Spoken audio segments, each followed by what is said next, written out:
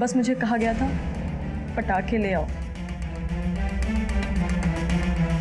अब कहाँ है वो वीडियो? मोबाइल के साथ वो वीडियो भी ले गया अनिकेत। ये अनिकेत कहाँ मिला था तुम्हें? वो किसी ने मिलाया था मुझे। किसने? वो बाबा आदमी है, ऊपर तक पहुंच है उसके, नुकसान पहुंचा सकता है वो मुझे। तुम फिक्र मत करो, उसका नाम बताओ। बोलो। फूलचंद। वो ज्योति माँ का पति? हाँ, ज्योति माँ का आश्रम तो सिर्फ एक ढाल है, उसके पीछे वहाँ देह व्यापार होता है। उनके पास जो भी बिजनेसमैन आते हैं जो अपनी बीवियों से परेशान हैं, उनको कॉल गर्ल सप्लाई करता है फूलचंद। धर्म सर, एक रीडिंग टीम तैयार करो। इस आश्रम में और भी लड़कियां हो सकती हैं और उस फूलचंद के खिलाफ वारंट निकल। इस आश्रम से 2-2 हत्याएं जुड़ी हैं। ज्योति माँ की, ज्योति माँ की, ज्योति माँ की, ज्योति माँ की। फूलचंद चलो थाने चलो। क्या हुआ था? अंदर ही तलाशी। बात क्या है बताइए ना। वारंट है हमारे पास। सर, हाँ नंबर दो। बेसमेंट में ये लड़कियां मिली।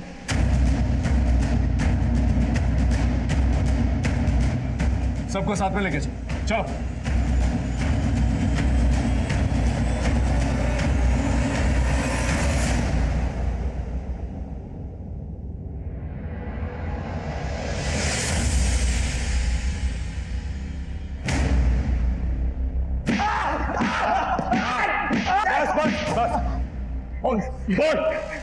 देखिए सर, धंधा था, बड़े बड़े व्यापारियों को सप्लाई जाती थी। इन्हें तनाव मुक्त कराइए। आइए आइए आप। ज्योति माँ की जय।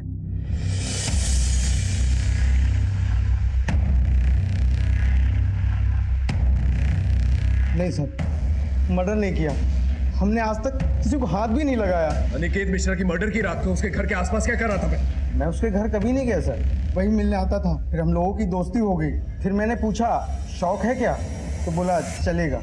मैंने तृप्ति को भेज दिया, बात जम गई, मगर मैं घर कभी नहीं गया सर। नहीं गया तो नहीं गया। अच्छा तो फिर ये कौन है? मैं ये नहीं हूँ, मैं तो उस दिन वहां था ही नहीं। उस दिन तो जगराता था, आप चाहो तो चेक कर लो, लोकल केबल ऑपरेटर ने टेलीकास्ट भी किया था। ये सोमेश शर्मा का और तेरा क्या चक्कर है? वो कंगाल आदमी, मेरा मतलब सर उसका तो धंधा खत्म हो गया था। और 6 अनुष्ठान करके 6 लाख रुपए लिए थे ना उससे। हाँ, ये भक्तों को मौत की धमकी क्यों देते तुम लोग? अब लोग ऐसे मानते कहाँ हैं? कि रिमांड लो। सर आपको लगता है सच बोल रहा है? बहुत पुराना चावल है, इसकी बातों पर विश्वास नहीं किया जा सकता। पैसों के लिए किसी भी हद तक जा सकता है। इसके स्टेटमेंट को क्रॉस चेक करो। जिस तरह से तृप्ति ने फूलचंद के खिलाफ गवाही दी, उसी तरह से ज्योति माँ के खिलाफ कोई गवाह चाहिए नजर। बाकी भक्तों को तो प्रकोप का डर, लेकिन उषा और वीरा ने काफी नुकसान झेला। ज्योति माँ से नफरत भी है वो, लेकिन उन्होंने भी थाने में ज्योति माँ के खिलाफ कोई गवाही नहीं दी। सर, फुलचंद का स्टेटमेंट वेरीफाई किया है, उस रात वाकई में आश्रम में जगराता था। एक काम करो, पीसीआर को टीना की मौत की खबर किसने दी थी ये पता करो, शायद हमें कोई क्लू मिल जाए। Right sir. चलो चलो। मैं और मेरी टीम 2 नाव पे सवार थे, टीना और अनिकेत, और दोनों ही केसेस में दस्तकों का अंबार था, लेकिन फिर भी किसी ने कुछ नहीं सुना था। हमारी इन्वेस्टिगेशन के दौरान एक बात हमारे सामने आई जिसे सुनकर आप भी हैरान हो जाएंगे। मुझे लगता है अनिकेत के मर्डर के पीछे वो एमएमएस है। वो किसी का तो एमएमएस बना रहा था जिसे वो ब्लैकमेल करना चाहता था, और उसी वजह से उसकी हत्या हो गई। वो वीडियो उसके फोन में था जो मर्डरर ने उसे मारकर मिटा दिया। मिटाने वाले ने मोबाइल में से सारा डेटा इरेज कर दिया सर, ताकि सबूत ही ना बचे। सोचने वाली बात यह है कि वो किसका एमएमएस बना रहा था, और दूसरी तरफ सोमेश और वीरा के बीच में तनाव चल रहा था, और दोनों ही केसेस में ज्योति मां कॉमन है। धर्म, ये पजल सॉल्व होने की कगार पे है। सर हेलो, क्या?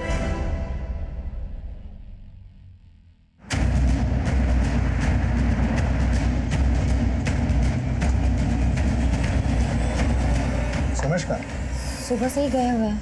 आपका ये घर बिक रहा है?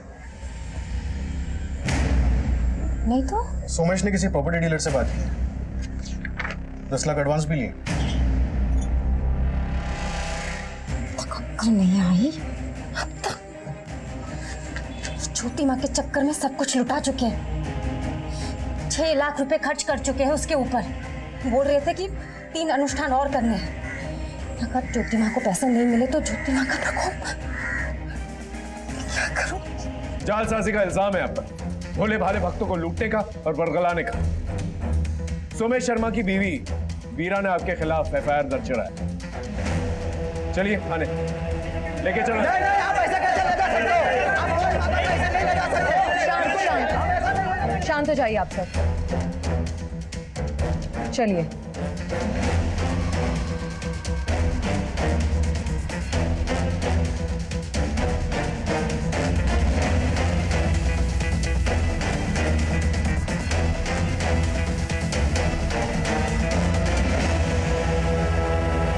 कैसा धोखा, कैसा फरेब, सब धर्म कर्म का मामला है। कोई जबरदस्ती नहीं है और हत्या का तो सवाल ही नहीं उठता। ये सब बेकार की बातें हैं। मारने की धमकी नहीं दी थी आपने? हमारे भक्तों के साथ जो कुछ भी दुर्घटना हुई है सब ईश्वर के प्रकोप से हुई है और अनुष्ठान ना करवाने का नतीजा है ये सब। और आश्रम में जो लड़कियों का धंधा चलता है, तुम्हारा पति उनकी दलाली करता है ना? ज्योति माँ को इसकी कोई खबर नहीं है। आश्रम तुम्हारे नाम से है ना? ज्योति माँ को इसकी भी कोई खबर नहीं है। हम करवा देते हैं। ये रहे तहसीलदार के दफ्तर के कुछ कागज। 1280 शांति नगर आपके नाम से। क्या चलता है वहां पर? ज्योति माँ को इसकी कोई खबर नहीं है। इनकी रिमांड लो, सब खबर हो जाएगी।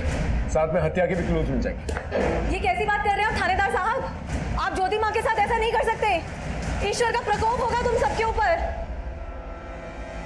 सर उषा और अनिकेत को बेटे की चाहत। ज्योति माँ से पहले वो लोग डॉक्टर से भी मिले थे। ये उषा की रिपोर्ट्स। 3 अबॉर्शन? हाँ सर, 2 सालों में 3 बार अबॉर्शंस। और सर ये अनिकेत की reports. Aniket Mishra, excessive x chromosome, यानी लड़कियां पैदा हो सकती। इस रिपोर्ट से तो क्लियर हो जाता है कि लड़कियों की जांच के बाद ही अबॉर्शन करवाया गया था। ये किसके बच्चों के अबॉर्शंस हो रहे हैं? मेरे। अनिकेत की 3 साल पुरानी medical report. Excessive x chromosome, यानी लड़के पैदा ही नहीं हो सकते। 3 अबॉर्शंस हुए। क्या चल रहा था? देखो, हम तहकीकात करेंगे ना तो बहुत कुछ खुल जाएगा। सर अनिकेत को शुरू से बेटा ही चाहिए था। हमारी एक बेटी है। हर बार जांच के बाद लड़कियां ही आ रही थी, इसलिए हम बार बार अबॉर्शन करवा रहे थे। फिर इस बार बात नहीं बनी। अनिकेत का दिमाग खराब हो गया था। एक दिन मेरा भाई भुवन घर आया और अनिकेत ने उसे बोला, देख भुवन, मुझे बेटा चाहिए कैसे भी। हाँ तो IVF से करवा लीजिए ना। ढिंडोरा नहीं पिटवाना मुझे समाज में। IVF से करवा लीजिए। वैसे एक तरीका है। तरीका? अगर तुम और उषा साथ दो तो तुम दोनों मिलके मुझे बेटा दे दो। तुम्हारा दिमाग खराब हो गया है क्या? इतनी घटिया और नीच बात तुमने सोची कैसे?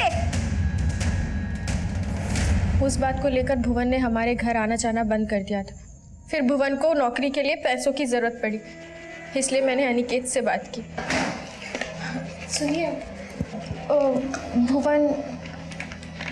भुवन को 5 लाख रुपए की ज़रूरत है। 5 लाख रुपए पता भी है तुम्हें कितना होता है? उसे गवर्नमेंट जॉब के लिए किसी दलाल को देने, प्लीज मदद कर दीजिए। मदद तो मैं कर दूंगा तुम्हारे भाई की, लेकिन बदले में तुम दोनों को मेरी मदद करनी होगी। मेरी जिंदगी का ख्वाब पूरा करना होगा। सरकारी नौकरी के लिए भुवन का ये आखिरी साल था। गवर्नमेंट जॉब के लिए भुवन मरे जा रहा था, डिप्रेशन की गोलियां खा रहा था।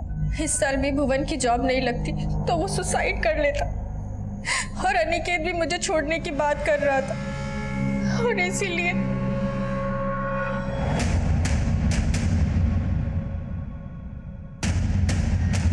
इतना सब होने के बाद भी जांच में हर बार लड़कियां ही आ रही थी, इसलिए बार बार अबॉर्शन करवा रहे थे।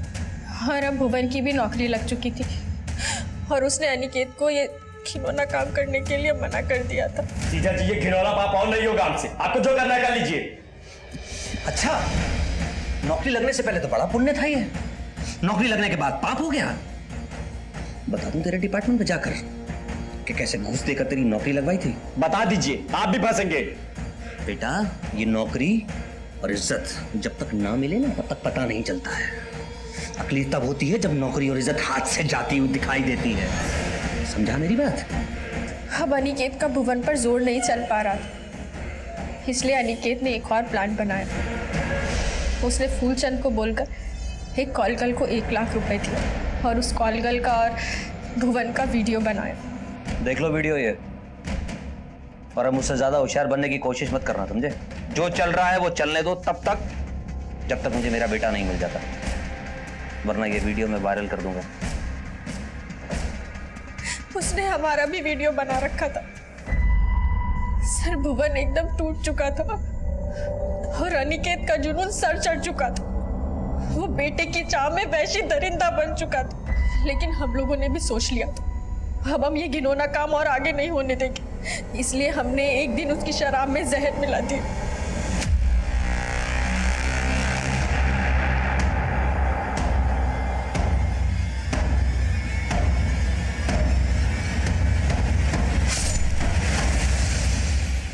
प्लान के मुताबिक हमें फूलचंद को ही फंसाना था, क्योंकि ये सारे घिनौने आइडिया फूलचंद ही अनिकेत के दिमाग में डाल रहा था।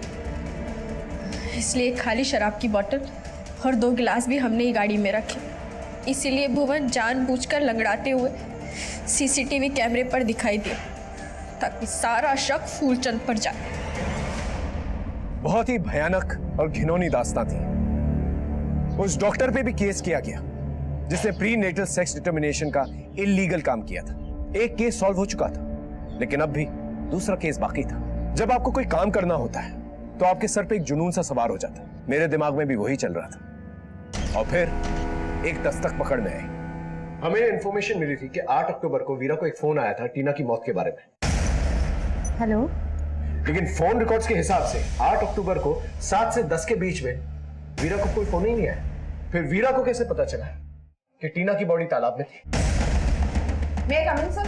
हाँ सर, टीना की लाश की खबर जिस नंबर से पीसीआर पे आई थी वो नंबर वीरा शर्मा का है।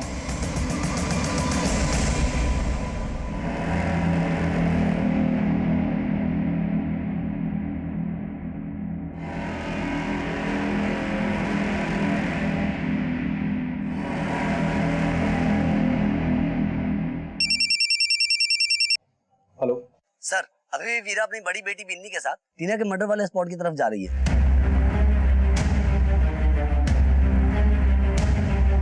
मम्मा बताओ ना किधर जा रहे हैं? हाँ बताती हूँ। मम्मी बताओ ना किधर जा रहे हैं?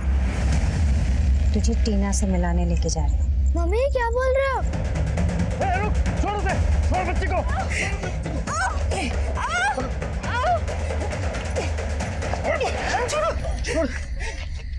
छोड़ो मुझे, छोड़ो, छोड़ो मुझे।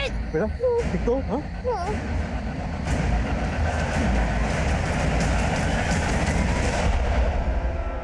दिमाग खराब हो गया था इसका।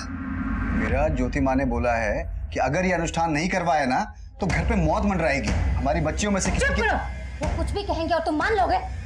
खबरदार, आज के बाद बिन्नी या टीना को उसके पास लेके गए तो सब कुछ लुटा रहा था शोमिस ज्योति माँ के लिए। फीस ना दे पाने की वजह से बच्चों को दूसरे स्कूल में शिफ्ट करना पड़ा। तो ये आदमी हमारे सर से छत छीनना चाहता था। अपने पति की आंखें खोलने के लिए मैंने टीना को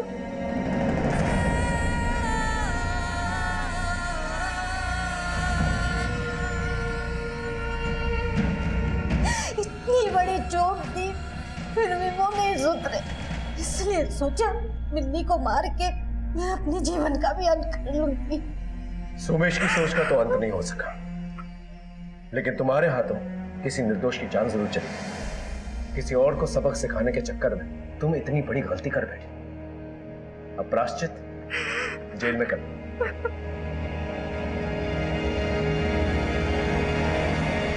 वीरा का मान। जब तक अनुष्ठान नहीं करोगे तब तक यूं ही चक्कर काटते रहोगे। कारोबार में 10 लाख का नुकसान हो गया है। ज्योति माँ का बताया उपाय अपनाया?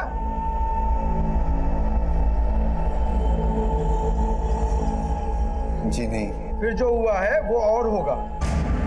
ज्योति माँ की भविष्यवाणी याद है ना? मृत्यु मंडरा रही है तुम्हारे घर पे। जो अनुष्ठान बताया है उसे करो, नहीं तो मृत्यु निश्चित है। मैं करता हूँ। त्रिकाल रक्षा करे। 2 बेटियां हैं ना, 4 साल की और 10 साल की। जी माँ। आओ बेटी, इधर आओ। आजा आजा इधर आजा। हाँ इधर से आ। जो कहा है वो करो, नहीं करोगे तो मरोगे। इधर आओ।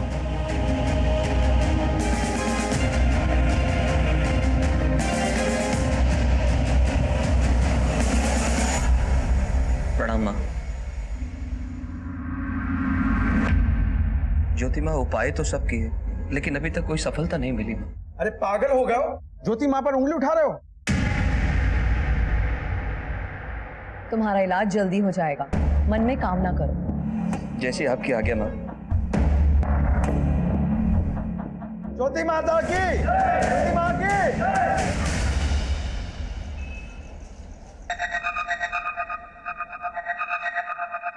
अनिकेत कॉफी।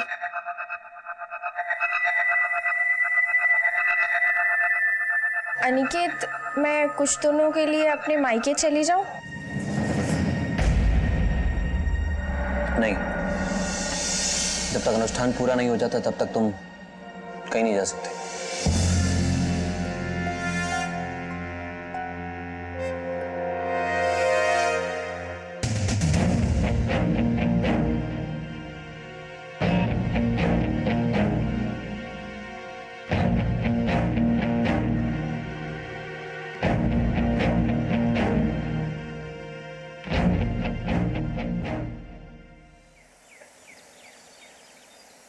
नीलम, बर्तन अच्छे से धोना। बिन्नी, बिन्नी, बिन्नी उठ जाओ। अरे स्कूल के लिए लेट हो रहा है बच्चा, जल्दी से उठ जाओ। अरे उठो, कितना सोती है लड़की। टीना कहाँ है? मुझे नहीं पता मम्मा। ठीक है, तुम जल्दी से रेडी हो जाओ, मैं देखती हूँ टीना। पता नहीं कहाँ चली गई सुबह सुबह। टीना, टीना, टीना।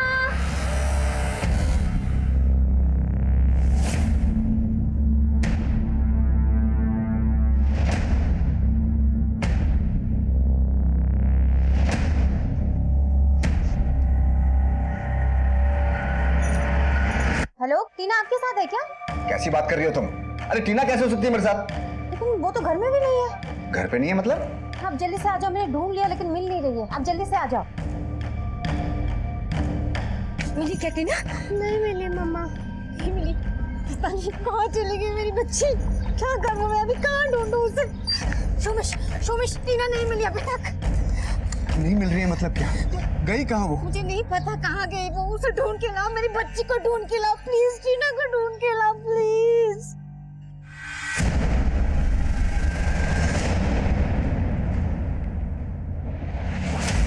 बदे, इसे लेके जाओ। पर सर आपने तो खाया ही नहीं।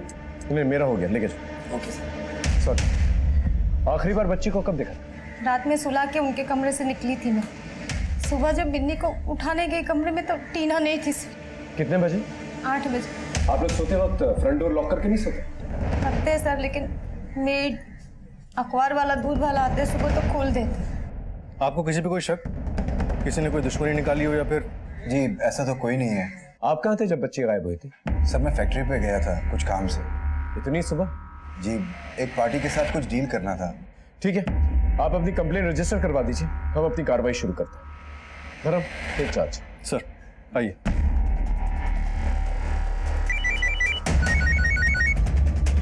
हाँ जी, अच्छा था, लेकिन अगली बार कॉन्टिनेंटल ट्राई मत करना।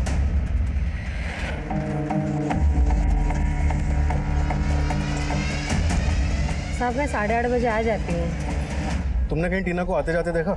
नहीं। तुम्हारे साहब और मालकिन अपनी बच्चियों के साथ कैसे रहते थे? वो तो बच्चियों से बहुत प्यार करते हैं साहब।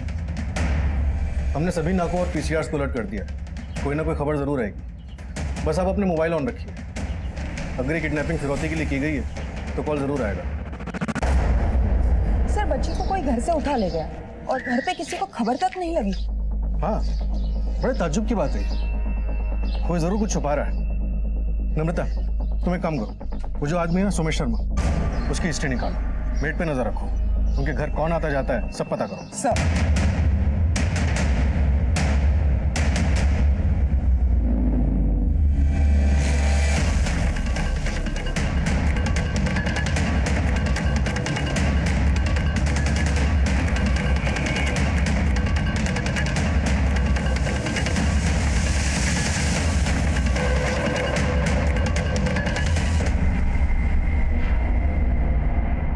बॉडी को निकलवा।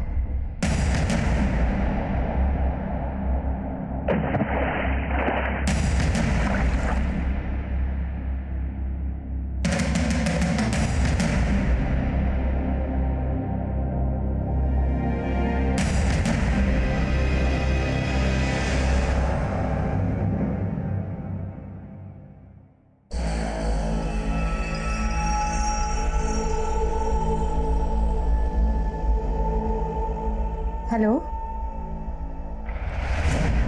क्या टीना?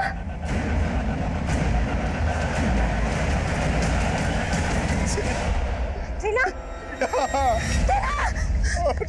टीना बेटा, टीना मेरे बच्चे का क्या हो गया? टीना मेरे बेटी, टीना अरे बताओ उसको।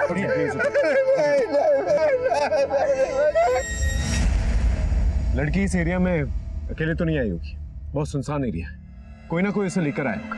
गर्दन पे स्ट्रैंगुलेशन मार्क्स है और मुंह के अंदर कपड़ा भी ठुसा हुआ है सर। इस पूरे एरिया को सर्च करवा, कोई ना कोई क्लू जरूर मिलेगा। सर जैसा आजकल हो रहा है, कहीं किसी ने इस लड़की के साथ कोई गलत काम करके तो यहाँ नहीं डाल दिया? अभी फिलहाल कह नहीं सकते।